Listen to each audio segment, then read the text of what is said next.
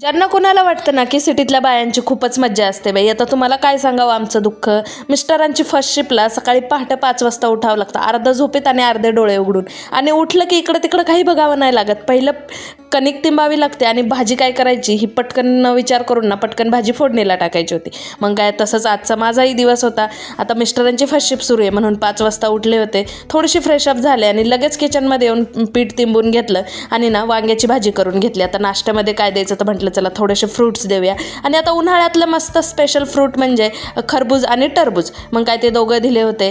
डब्बा वगैरे पॅक केला आणि मिस्टरांचा ना प्रोटीन शेक पण बनवायचा होता. मग काय त्यांच्यासाठी प्रोटीन शेक बनवून त्यांना दिला आणि म्हटलं चला आता डब्बा वगैरे भरून घेऊया. सकाळी एवढी धावपळ असते की असा 2 मिनटंसुद्धा विचार करायला टाईम नसतो. मग काय त्यांचा टिफिन वगैरे पॅक केला आणि एकदाचं त्यांना बाय करून ऑफिसला पाठवून दिलं.